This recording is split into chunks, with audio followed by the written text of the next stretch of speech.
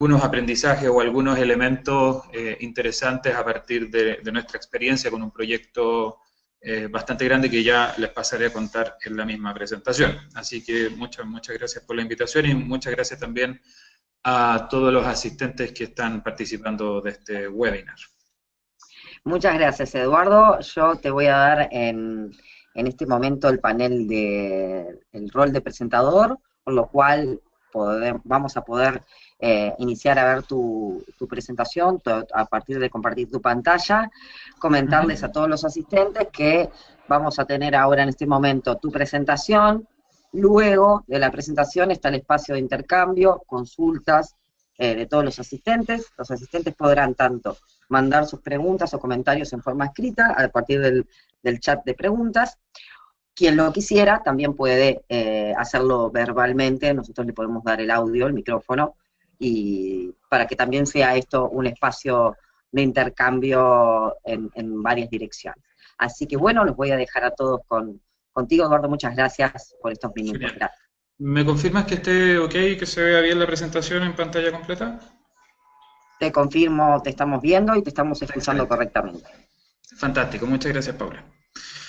Bien, como dice el título de la presentación, un poco lo que busca este espacio y esta presentación es revisar un poco cómo, y hacer una presentación y una revisión más teórica o conceptual de cómo se están dando qué características debiesen tener los procesos de comunicación en torno a la temática de cambio climático, en particular a la adaptación, poniendo un foco respecto a cómo ocurren estas conversaciones que son finalmente las que permiten un intercambio entre los distintos actores que debiesen estar participando de estos procesos, intercambios de conocimientos, de conceptos, de saberes, que de pronto es bueno poder tomar el tiempo para poder revisarlos y analizar de qué manera están sucediendo. Una frase y una reflexión que a mí me gustó mucho cuando la vi es de Sheila Hasanoff, en un ensayo publicado en Nature en el año 2007 que se llama Tecnología de la Humildad, y que nace a partir de una publicación un poco más extensa de unos años antes, que dice: el gran misterio de la modernidad es que pensamos que la certeza es un estado alcanzable, la incertidumbre se ha convertido en una amenaza a la acción colectiva y la enfermedad que el conocimiento debe curar. Y esa expresión, a mi parecer, da cuenta un poco de estas esperanzas que normalmente tenemos en que el abordaje de la ciencia y de las entidades generadoras de conocimiento son la gran respuesta a los problemas de la sociedad y en particular a problemas complejos como quizás es el cambio climático o la gestión de los recursos naturales u otros problemas complejos que involucran a distintos actores de la sociedad. Y un poco lo que viene a hacer esta presentación es, basándonos en este supuesto, el hecho de cómo podemos revisarlo y quizás criticar un poco esta esperanza o esta necesidad que tenemos de tratar de mantener el conocimiento de la manera más integral posible para poder llegar a la acción. Y en ese sentido, esta presentación está dividida en estos 4 componentes, un poco la necesidad de la acción que se nos plantea como acción climática, ¿cierto?, en lo que es el tema de cambio climático, cómo pasamos de un diagnóstico que me parece que es bastante evidente en todos quienes trabajamos en la temática de cambio climático, y cómo eso, a través de distintos mecanismos, tiene que pasar a convertirse en acción, y de qué manera los procesos que están vinculados al llegar a esa toma de decisiones y finalmente las acciones que se implementan, tienen ciertas conversaciones que tienen que suceder de cierta manera, ciertos intercambios. Ahí aparece un concepto que es la comunicación-educación, que es esta comunicación que tiene como fin la transferencia o el intercambio o la co-construcción de soluciones o de contenidos, de conceptos que se empieza a contraponer un poco a las maneras tradicionales que la relación entre, por ejemplo, la academia y otros componentes de la sociedad han tenido históricamente. Empieza a aparecer el concepto de la comunicación para el cambio social y de qué manera se empieza a configurar una necesidad de que estos procesos ocurran con ciertos atributos y finalmente presentarles el caso de manera bastante sintética con algunos hallazgos en este componente a partir de la experiencia del proyecto MAPA, Maipo Plan de Adaptación, que realizamos nosotros como centro en la cuenca del Maipo, acá en Chile Central. Uno de los, este gráfico yo creo que, o esta figura que salió en el informe, en el quinto informe del IPCC del año 2014, es bastante interesante porque plantea efectivamente cómo los desafíos, los impactos del cambio climático nos llevan a la necesidad de tener que, en una situación actual, tener que transitar a través de un proceso de toma de decisiones desde este estado actual a un estado futuro. Un estado futuro que nos permita alejarnos de los riesgos, construir resiliencia, y construir una sociedad que permita enfrentar de mejor manera este futuro que puede ser incierto, y bastante riesgoso. Entonces es relevante de qué manera esas conversaciones empiezan a suceder, de qué manera estos nodos de decisión o estos procesos ocurren en la realidad. Y nos damos cuenta que esos procesos de decisión o esas conversaciones no son fácilmente definibles, no son... participan actores distintos que tienen visiones, que tienen conocimientos distintos, que de una u otra manera tenemos que ser capaces de integrar en una conversación que permita recoger las preocupaciones, los intereses, el conocimiento experto de la ciencia, pero también la experiencia en el territorio y los temores o esperanzas de las comunidades, de los tomadores de decisión a nivel político, etcétera. Entonces, es interesante poder entender cómo se realizan esas conversaciones, cómo ocurren. Tradicionalmente, lo que ha ocurrido, y si uno revisa un poco cuál es la relación del conocimiento científico o de quienes generan o generamos conocimiento, yo vengo de una universidad, ¿cierto? Ha sido como que es ahí, en estos centros de investigación, o en las universidades, o a través del conocimiento experto, el que se busca difundir, imponer en algunos casos, transitar y hacer un traspaso bastante directo en una lógica de arriba hacia abajo, ¿cierto?, de este conocimiento. Y un poco la caricatura del lado izquierdo viene a dar cuenta de eso, el cómo sobre la evidencia, sobre la investigación, sobre el conocimiento existente, se genera este traspaso o esta difusión hacia quienes no tienen ese conocimiento. Y esa ha sido un poco, si uno revisa la historia de la comunicación científica, ha sido esa la lógica, la generación de papers científicos que se trata de que sean usados para poder desde ahí generar alguna solución, algún seminario en el cual un expositor transmite cierto su conocimiento de una manera bastante unidireccional, etcétera, dentro de ese extremo. Pero nos damos cuenta que también que para la resolución de estos problemas más complejos y para acercarnos un poco a la realidad de la toma de decisiones que nos va a llevar finalmente a poder implementar soluciones, tenemos que tener un tipo de conversación que es distinta, un tipo de conversación que es más horizontal y que permite ir co-construyendo y co-generando las soluciones y el conocimiento necesario para construir esas soluciones, de una manera bastante más horizontal. Y es en esa conversación es donde aparece una dificultad adicional, que empezamos, sobre todo en la temática de cambio climático y en la temática de adaptación, a manejar conceptos que son bastante difíciles o bastante no evidentes de cómo transmitir, que quizás nosotros que trabajamos en este tema los podemos definir bastante bien, podemos saber de qué es lo que estamos hablando, pero cuando empezamos a entrar en diálogos que involucran a otros componentes de la sociedad, esas definiciones o esos conceptos quizás no están de buena forma instalados. Tanto para poder hacer una participación efectiva, un intercambio de conocimiento, esta construcción. Empiezan a aparecer conceptos como la incertidumbre, la variabilidad, de qué estamos hablando cuando hablamos de impacto del cambio climático, qué es lo que es el cambio climático en términos del fenómeno biofísico, pero también de sus causas, de los componentes más sociales, cuáles son sus escalas espaciales o temporales, la complejidad tanto del sistema natural como del sistema social respecto a cómo opera, cómo se empieza a expresar ese fenómeno.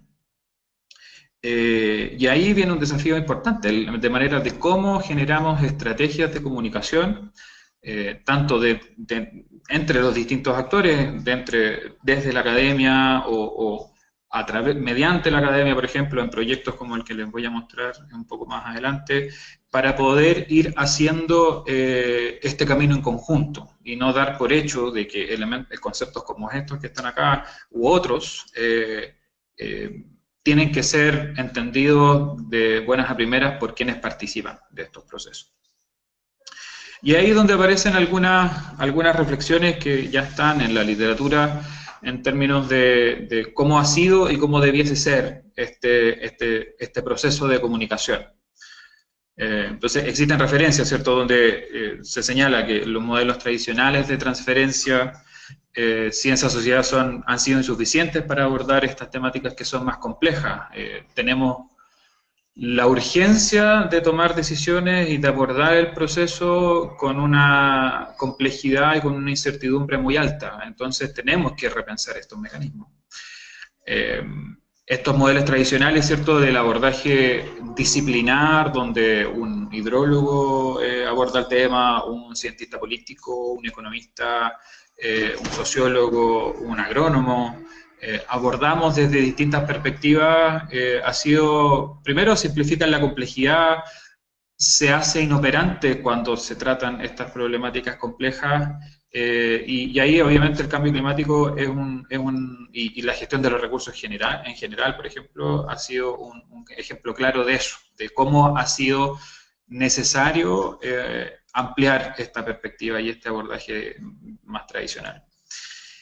Y dada, por otra parte, ¿cierto?, esta necesidad de modificar estas prácticas, los modelos de comunicación y educación de manera horizontal y participativa se hacen especialmente adecuados. Y ahí Latinoamérica en general tiene una tradición bastante larga que reflota su relevancia a partir de la problemática de cambio climático, que es la Escuela Latinoamericana de Educación para el Desarrollo, en el cual a mediados del siglo XX, en la época de 1950, en un contexto distinto, pero con una base teórica que uno lo podría traer a las problemáticas actuales, se empieza a plantear esta perspectiva en la cual el conocimiento se construye y se co-construye entre los distintos actores que participan, y no es una relación tan vertical como quizás había sido hasta ese momento. Eso es un poco la reflexión general de cómo abordar este problema, que si bien es cierto no aborda la comunicación efectiva, por ejemplo, el uso de medios a nivel de sociedad más amplia, sino que es una reflexión más de cómo pensamos la comunicación y las conversaciones y los intercambios que ocurren en problemáticas asociadas a cambio climático y adaptación.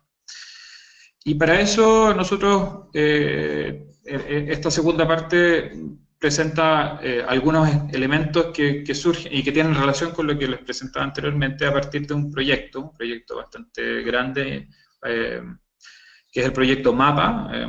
MAPA es acrónimo de Maipo, Plan de Adaptación, un proyecto que se desarrolló entre los años 2012 y 2016 por el Centro de Cambio Global en la Universidad Católica, financiado por el IDRC de Canadá, que básicamente abordó la problemática de la vulnerabilidad y de la adaptación a variabilidad y cambio climático en una cuenca, la cuenca del río Maipo en Chile central, que para los que no conozcan, es la cuenca donde está la capital de Chile, la ciudad de Santiago. Y por tanto es un contexto bastante interesante respecto a la diversidad de actores, intereses y problemáticas que ocurren en un territorio. El objetivo del proyecto fue el articular el desarrollo de un plan de adaptación con respecto a la variabilidad de cambio climático a partir de análisis de vulnerabilidad para distintos usuarios de la cuenca. Se consideraron las realidades a nivel del sistema montañoso, del sector urbano. La capital, Santiago, tiene cerca de 7 millones de personas, una área agrícola importante con producción de fruticultura, de huertos de horticultura bastante importante también. Entonces era un escenario bastante interesante para ver cómo en el marco de este proyecto sucedían estas conversaciones o de qué manera se plantearon. Este es el grupo de actores que participó de este proyecto, que como ustedes pueden ver es bastante diverso, tiene una representación del sector público de manera relevante en distintas materias, tanto relacionadas con cambio climático, pero también administradores de recursos, oficinas que son,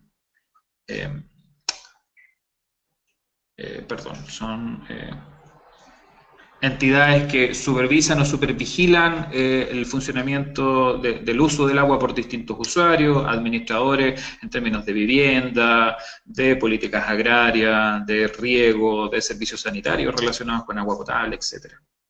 Hay un segundo nivel o otro grupo de actores que son representantes de usuarios de agua en distintos contextos, en temas de generación hidroeléctrica, agua potable, minería, agricultura en distintas escalas, tanto representantes de pequeños agricultores como grandes sociedades de agricultores, el sector industrial, etcétera. Y finalmente, organismos representantes de sociedad civil, tanto a nivel internacional como CEPAL, organismos, agencias no gubernamentales relevantes, asociaciones de gobiernos locales como AMUR y organismos o ONGs dedicadas a la conservación, que son las TNC, Chile Sustentable y Terra, por ejemplo. Entonces era un abanico y un grupo de actores bien interesantes, los cuales estábamos involucrados en una temática compleja que responde bastante bien a los principios que conversábamos al inicio de estos espacios de decisión en la cual suceden las conversaciones de cierta manera, que era interesante revisar. Dentro de los medios de comunicación, porque entendemos el proceso de comunicación como la suma o como partes fundamentales, cuáles son las herramientas de comunicación y cuáles son los procesos en los cuales esas herramientas son utilizadas. Teníamos básicamente tres grandes grupos. Una que era la principal, pero que no es evidentemente un medio, pero que nosotros lo entendimos como tal, eran reuniones presenciales sistemáticas, tanto para el grupo completo de actores, como de manera sectorial, en temáticas específicas, que nos permitía tanto actualizar nuestra labor como investigadores en términos de los desarrollos, la generación de modelos, de proyecciones de cambio climático, de impactos, etcétera, pero también generar instancias en las cuales poder realizar estas conversaciones, el definir en conjunto cuáles son las prioridades, cuáles son las áreas de impacto que más preocupan a este conjunto de actores, cuáles son las incertidumbres que cada uno maneja y de manera de poder rescatarlas e incorporarlas en nuestro trabajo más académico. Entonces está ese componente de reuniones presenciales. Existió medios de comunicación más tradicionales, que fueron una página web, que es la página que está al extremo derecho, maipoadaptación.cl, la dirección está en la diapo inicial de la presentación, en caso de que la quieran revisar, donde está todo el proceso, tanto el registro de las actividades, los resultados, los modelos, las proyecciones, las series de datos, etcétera, y todo el desarrollo conceptual y de desarrollo más técnico del proyecto está ahí y se convierte así en un repositorio donde tanto los actores participantes como quien quiera revisar un poco todo este proceso y todo los desarrollos de este proyecto van a estar ahí.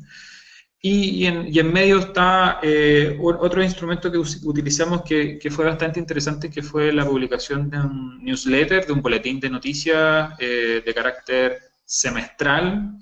Habían ciertos desfases, ¿cierto? Por contingencia, pero en general se cumplió la publicación semestral, que era una actualización que acompañaba las reflexiones de las cosas que sucedían en las reuniones presenciales, pero tenía una sección que era bastante interesante, dos secciones que eran bastante interesantes. Una en la cual en cada número ciertas instituciones bajo algún contexto temático, sector urbano, agricultura, organismos públicos, conservación, por ejemplo, se presentaban a sí mismos y se identificaban y se vinculaban con el proyecto, de qué manera, cuál era la perspectiva de su participación como instituciones, como actores diversos de cara al proyecto. Entonces generó un sentido de apropiación, de pertenencia a esta instancia más grande.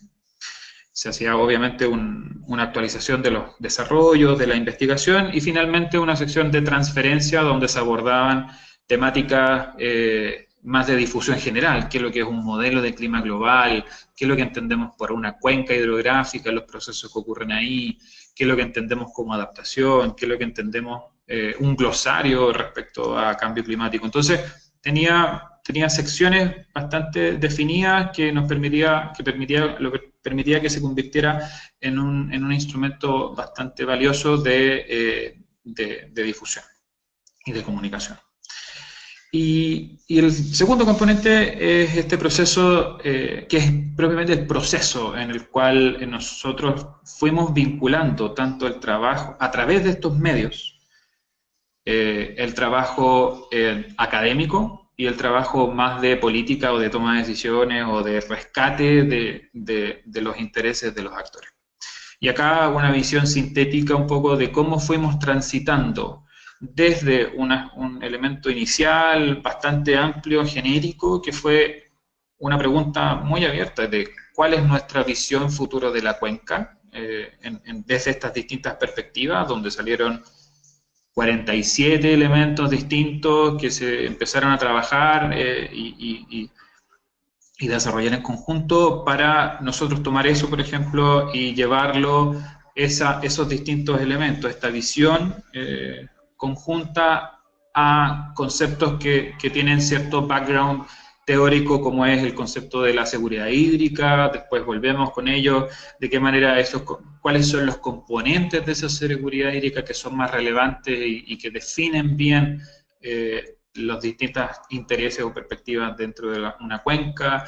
Se vuelve al trabajo académico en términos de relacionar esta seguridad hídrica con distintos componentes de bienestar humano, se hace un trabajo bilateral o a través de grupos específicos para poder ir refinando de qué manera esta relación entre una visión futura y la realidad pueda ser representada, con tal de llegar a un marco conceptual final que es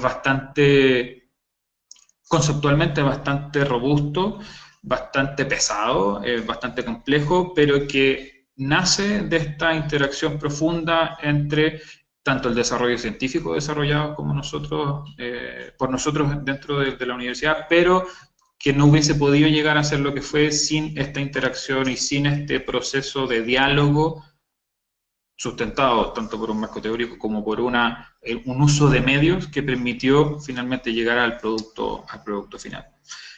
El proyecto es bastante amplio. Hace un tiempo atrás nosotros realizamos un webinar en el cual se revisó en detalle ese proyecto, así que los invito a, si les interesa revisarlo en más detalle, poder revisar la referencia que seguramente Paula va a dejar asociada a esta entrada y que también está disponible en la página web del Centro Regional de Cambio Climático y Toma de Decisiones, para que puedan acceder a esa presentación donde se revisan en más detalle todo lo que hicimos dentro del marco de ese proyecto.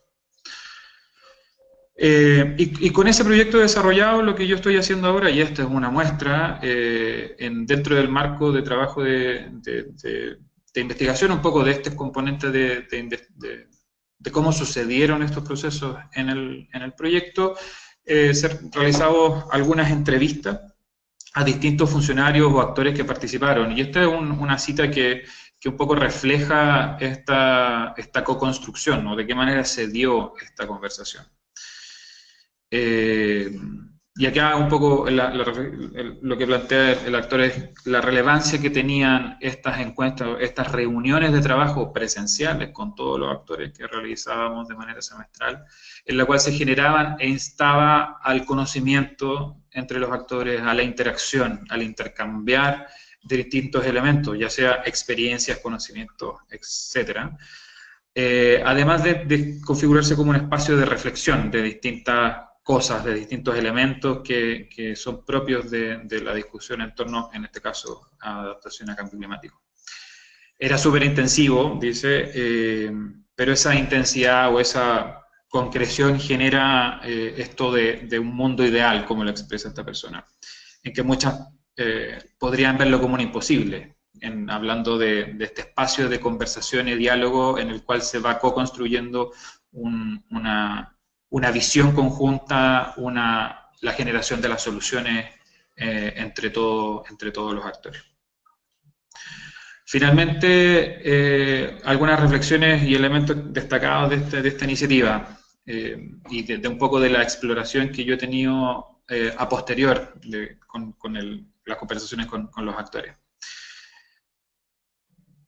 Bueno, se implementó efectivamente este proceso de reuniones y de co-construcción de conocimiento. Los medios son una herramienta para retroalimentación que es importante para los participantes, ya que entrega un sentido de pertenencia para con el proceso. Y yo creo que aquí está la clave en el sentido de entender la comunicación en este tipo de iniciativas como un proceso, con un proceso que va acompañado, que utiliza herramientas, que son los medios, que son una página web, que es un boletín, que es un policy brief, eventualmente, que pueda salir de ahí, pero que tiene que ser entendida como un proceso, como una estrategia que dé coherencia a lo que está sucediendo y a la manera en que se comunica. Por ejemplo, conversando con varios actores, nos decían que para poder avanzar en la acción sobre todo en la parte de toma de decisiones de carácter más político, es necesario la traducción a indicadores que sean verificables para que, primero, se tenga un sentido de realidad respecto a los impactos, a los efectos, estos como gatillantes a la acción, y para que puedan ser insumos que efectivamente sean utilizados en el proceso de toma de decisiones. Y en ese sentido, también era importante el rescatar que es el reconocer las dimensiones técnicas y políticas en una estrategia de comunicación, llegando ya acercándonos a lo que todos buscamos, que se genere acción climática en este caso. Y ahí aparecen dos frases que un poco resumen estas dos dimensiones, que la toma de decisión política pasa más por la persona. Hay individuos que son los que toman una decisión política o son los que tienen el poder político para poder mover en cierta dirección una decisión. Pero el proceso de acceso a esa persona y el uso de información por este tomador de decisión que tiene una vertiente más política no es tan claro. Hay que identificar bastante bien y probablemente hacer un trabajo más fino en términos de identificar cuáles son los indicadores, de qué manera ese tomador de decisión que es más individual y que tiene una lógica más política necesita ser informado. Y ahí viene todo un desarrollo.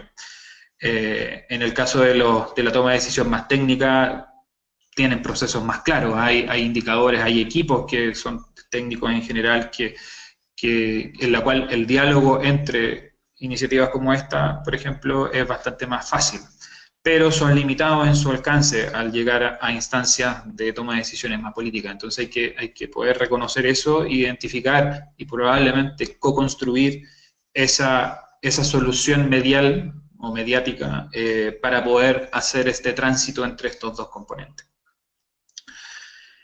Eso un poco el objetivo de este webinario era hacer este tránsito, ¿cierto?, entre un componente más teórico de observación de cómo han sucedido las cosas y cuáles debiesen ser las características que debiese tener un proceso de comunicación dentro y enfocado particularmente a los procesos de toma de decisión, y una propuesta, o sea, y una revisión de cómo esas cosas en el caso del proyecto MAPA han ocurrido, entendiendo que es un proyecto que ha sido bastante exitoso por la continuidad que ha tenido, no como un proyecto como tal, sino que en los productos que se han generado y cómo eso se ha actualmente incorporado en algunas otras políticas que actualmente están llevándose adelante. Así que, por mi parte, abierto y dispuesto a poder responder algunas dudas o escuchar sus comentarios respecto a esta presentación.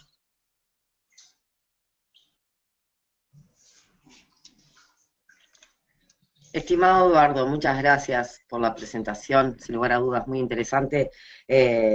Antes que nada, tú hacías referencia al caso anterior, ¿no? Lo que fue cuando se presentó en general lo que fue la experiencia de este proyecto MAPA a inicios de año. De hecho, fue el seminario web que inaugura, o el segundo, no recuerdo si fue el primero o el segundo seminario web que desarrollamos en el Centro de Cambio Climático este año.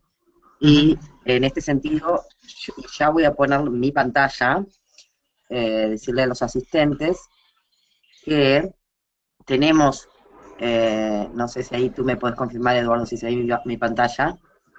No, yo no la veo.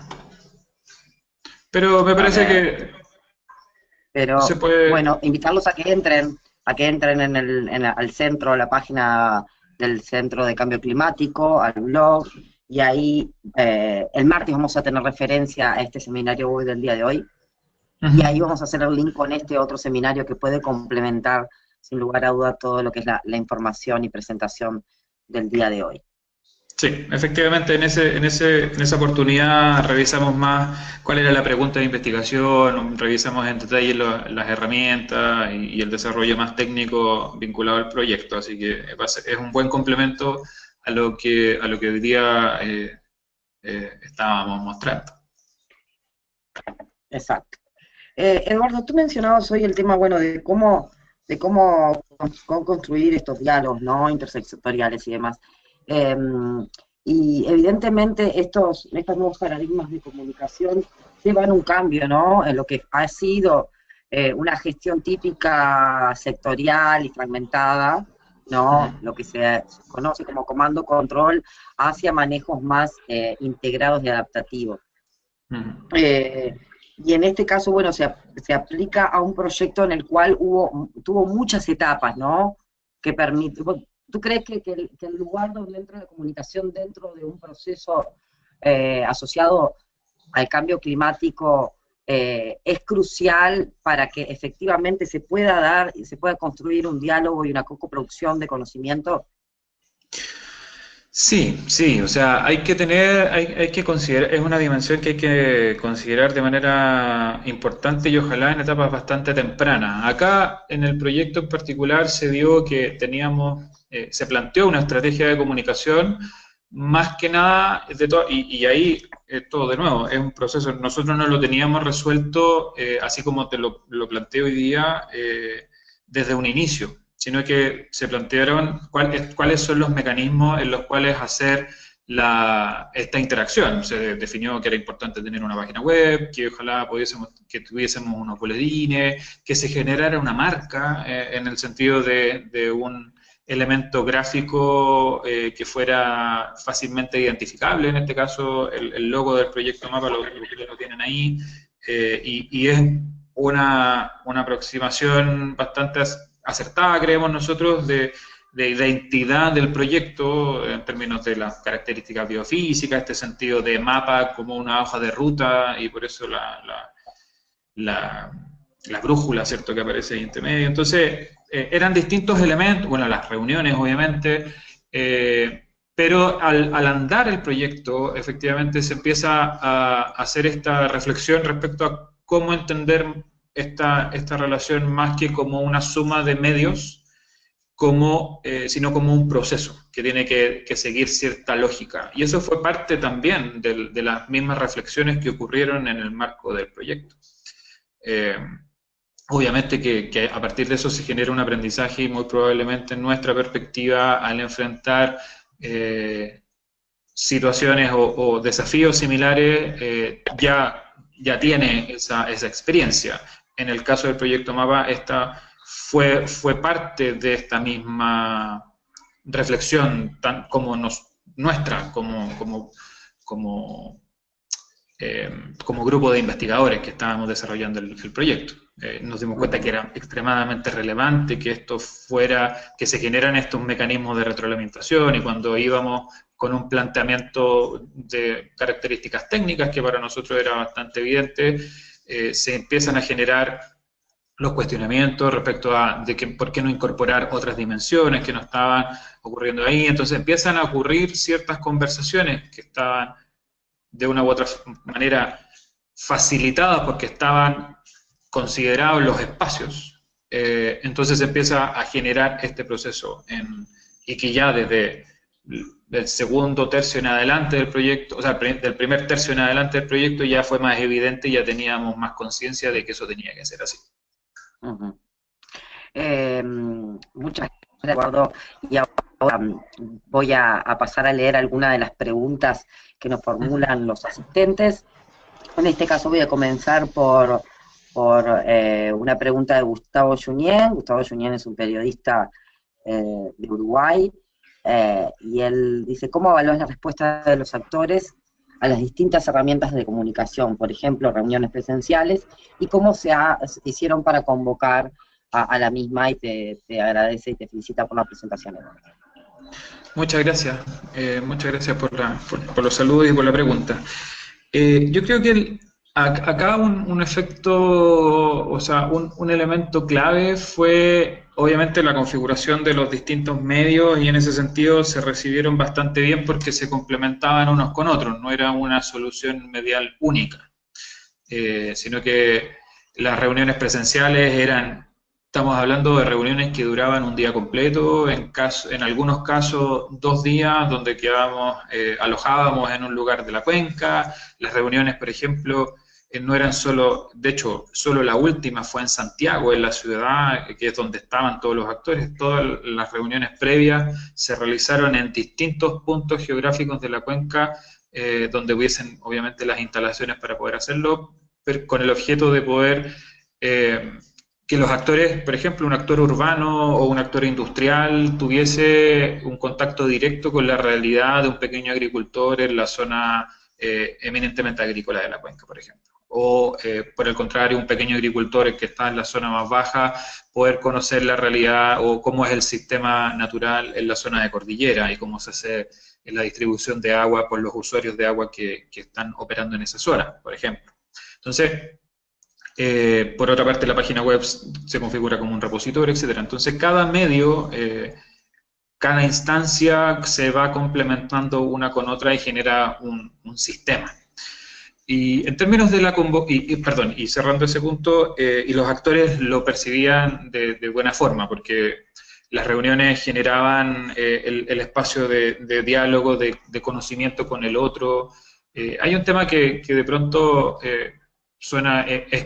pudiese considerarse evidente, pero no lo es, que es la generación de las confianzas entre los distintos actores que van participando.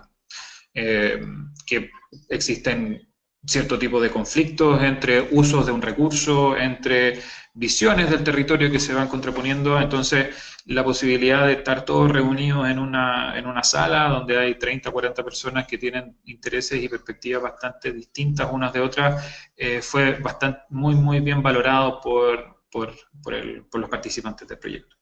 Y en términos de la convocatoria, yo creo que hay 2 elementos principales. Una, que afortunadamente para nosotros, este era un proyecto que era impulsado desde la academia, por lo tanto genera como un espacio, voy a hacer las comillas, más neutral respecto a los distintos intereses. Entonces, era bastante bien recibido por los distintos actores, ONGs que tengan una vocación más de conservación, empresarios o representantes de empresas de servicios para la ciudad, más del lado productivo, de agricultores grandes y pequeños. Entonces era un espacio bastante cómodo para poder hacer esa convocatoria.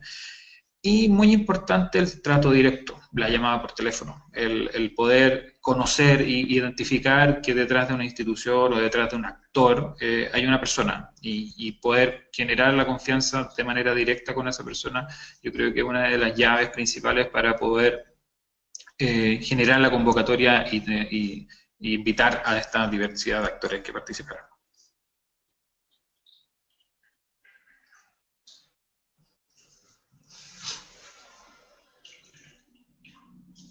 No sé si, espero que responda la pregunta. Sí, Eduardo, por mi parte, muchas gracias. Si quieren formular la pregunta, quisiera agregar algo más, desde luego lo puede escribir en el chat. Voy con una pregunta de Ana Nepote, que nos saluda desde la Ciudad de México, y dice, ¿cuál ha sido el papel de los periodistas en el diálogo, en estos diálogos intersectoriales? En este caso en particular, no hubo participación de cobertura de medios, de periodistas desde medios de comunicación masiva o no masiva, pero así como cobertura de medios en este caso, sino que era que parte de este proceso de hacer la comunicación del proyecto la realizamos nosotros desde la misma universidad. Hubiese sido un tremendo aporte, porque efectivamente el proyecto dentro del contexto de los actores, que efectivamente son muy diversos, no tuvo una visibilidad, por ejemplo, a nivel de ciudadanía, por ejemplo, sino que siempre se mantuvo dentro del espectro de la toma de decisiones de estos distintos y variados actores. Luego del proyecto, lo que sí ha ocurrido es que, dado por sus resultados, por su relevancia, por quienes participamos, ha habido como más vista, más ojos sobre la iniciativa, pero siempre en el ámbito de los tomadores de decisiones. Actualmente parte importante de los insumos que se generaron acá están en la estrategia de resiliencia de la región metropolitana de Santiago.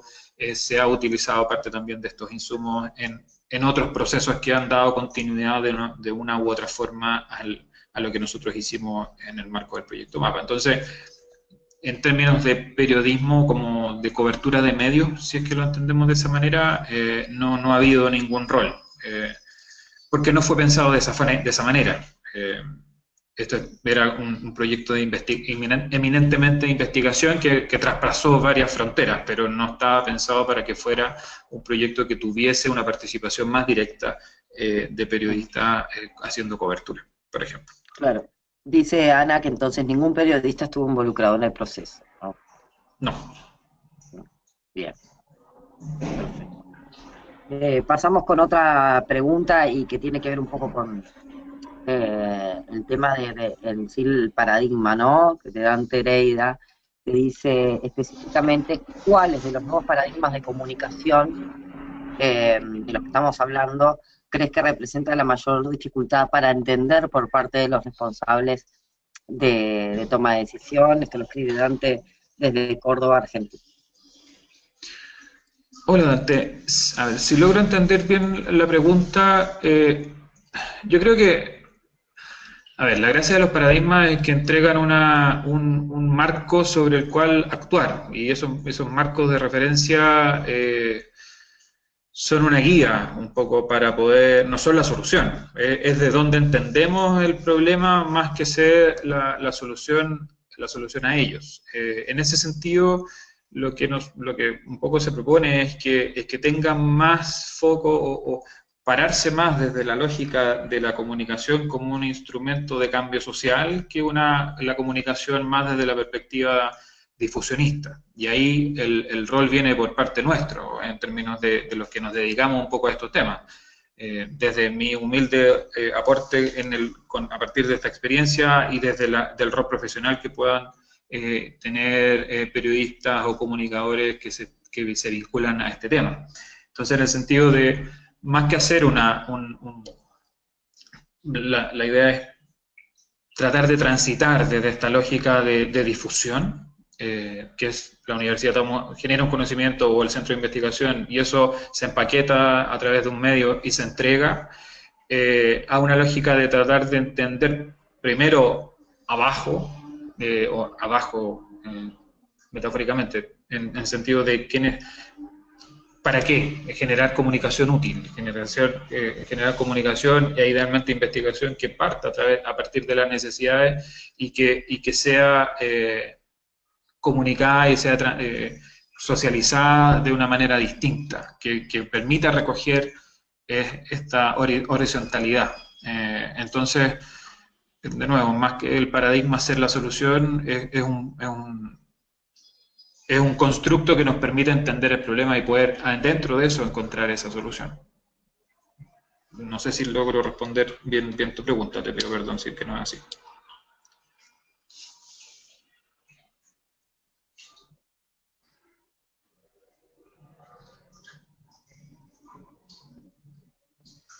Paula, no te escucho. Hola, Eduardo, ahora sí me escuchas. Ahí sí, está silenciada, sí. Perfecto. Sí, disculpe. Voy a ir con una pregunta que elabora Efraín Mamaca, que va más por el lado del diálogo intercultural. Dice, ¿cuál fue el reto o dificultad presentada en el proceso? ¿No? En el caso del proceso mencionado, por ejemplo, todos eran hablantes de español, porque cuando trabajás en un diálogo intercultural entran en juego otros aspectos, tal como la cosmovisión y demás. Sí, estoy de acuerdo en la dificultad y efectivamente nosotros no tuvimos esa dificultad, afortunadamente. Hubiese sido probablemente mucho más limitado en la capacidad de avanzar o la capacidad de llegar a una reflexión más profunda dentro del marco del proyecto. Obviamente no estoy diciendo que no se pueda, sino que dentro del marco del espacio que teníamos para hacerlo, no nos enfrentamos a esa dificultad porque todos éramos hispanohablantes, es un territorio que es bastante limitado, es bastante pequeño, son 15.000 kilómetros cuadrados en la zona central de Chile, todos hispanohablantes, todos chilenos, todos entendemos más o menos lo mismo. Lo que sí eran dificultades más del tipo conceptual, pero los marcos de referencia a los que entiendo que tú haces mención, en términos como de la visión de mundo o el marco cultural, era el mismo. Así que no nos vimos enfrentados a la dificultad de poder tener que hacer un trabajo específico sobre ese componente.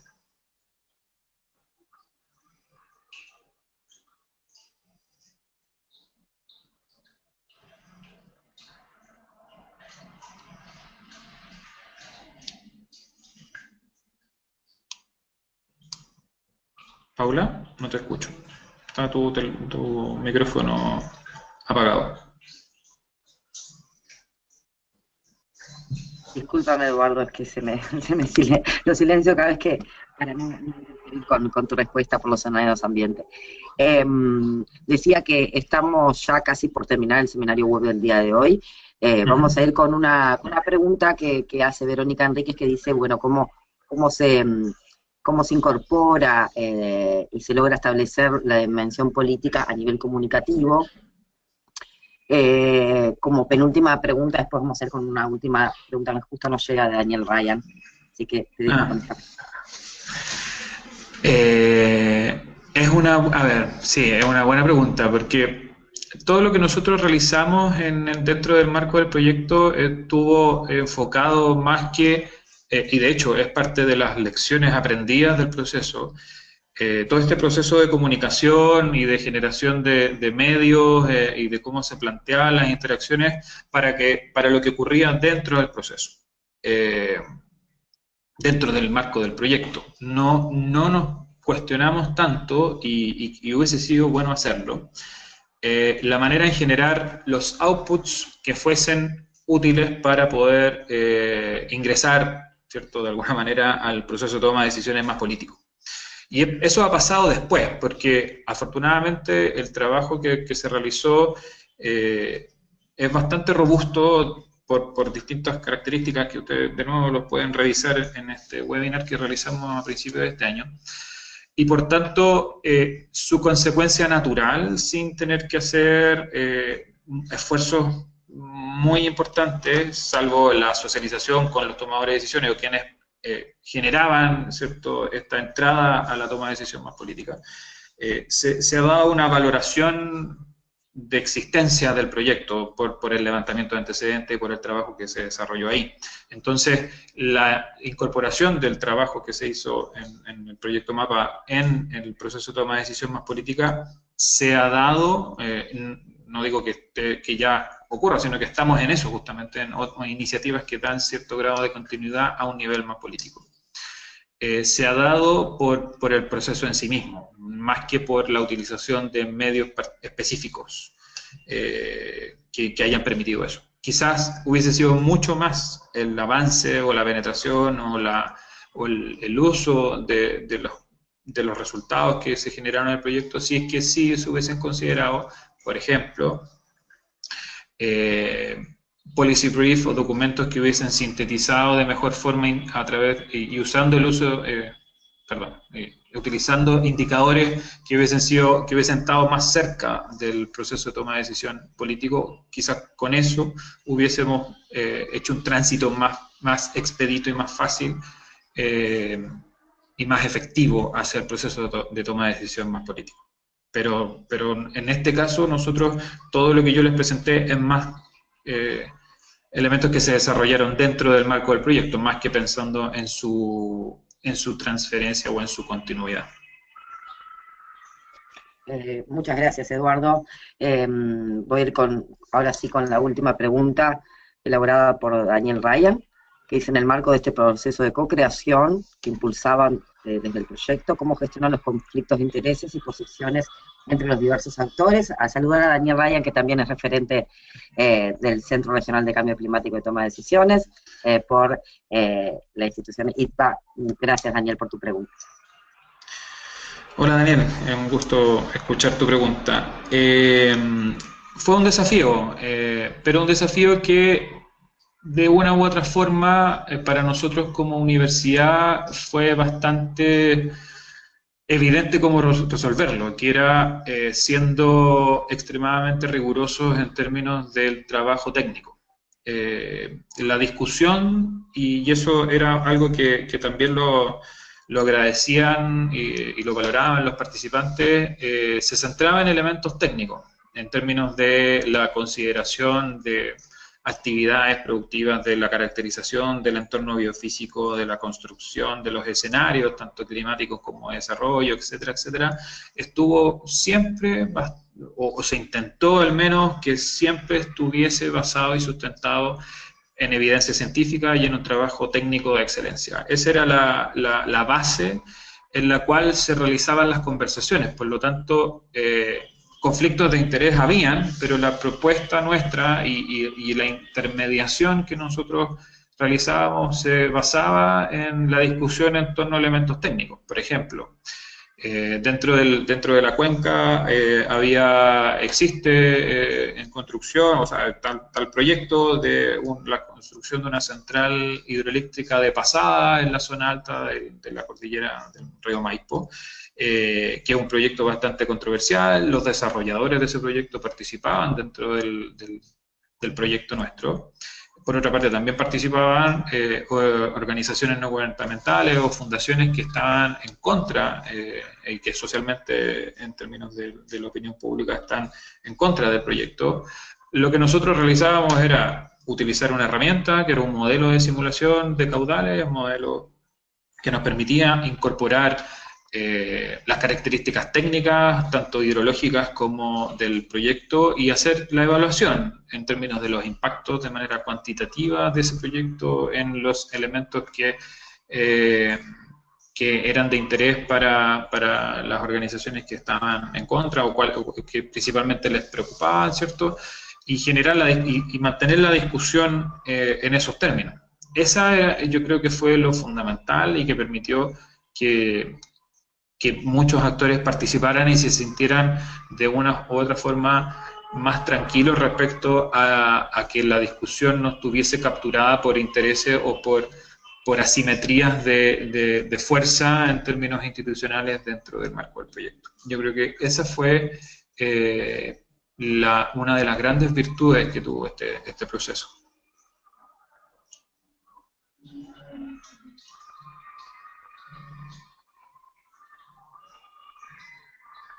Gracias, Eduardo, por tus respuestas, por tu capacidad de síntesis, porque evidentemente esto fue un proyecto muy grande, que llevó mucho tiempo, ¿no?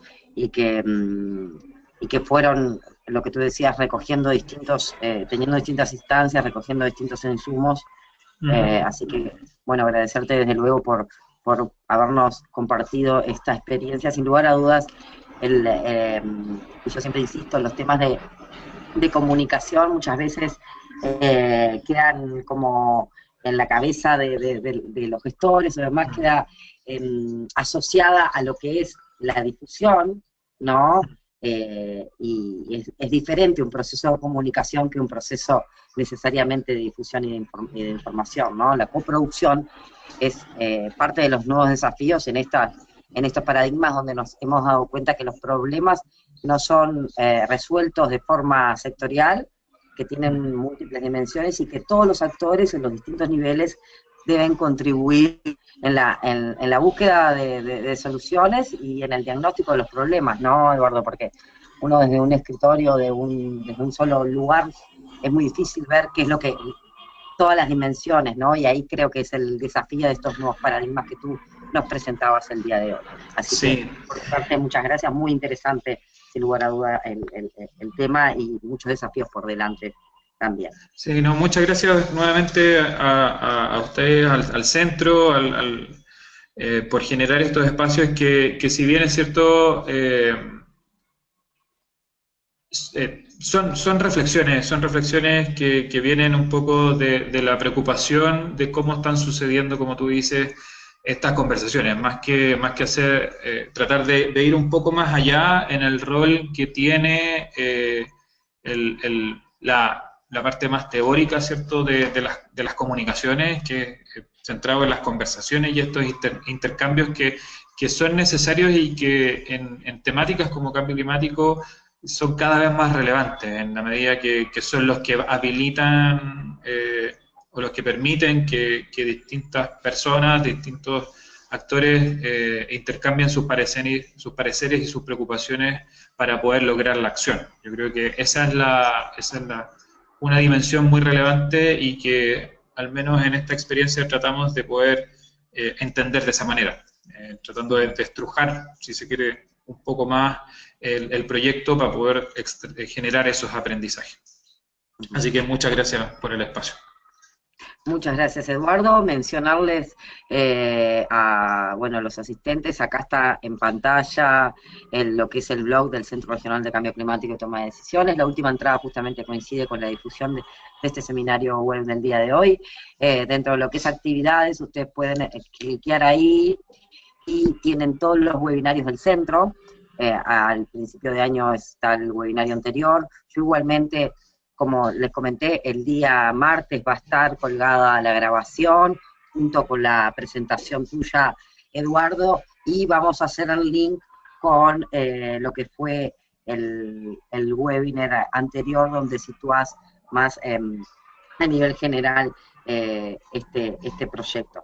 De mi parte, muchas gracias a todos los asistentes por habernos acompañado el día de hoy, y nuevamente a ti, Eduardo, por el tiempo brindado, por sus interesantes preguntas, sus comentarios y demás. Así que muchas gracias y que tengan todos muy buenas tardes. Un placer y gracias a todas las personas que están asistiendo. Chau, chau. Chau, chau, gracias.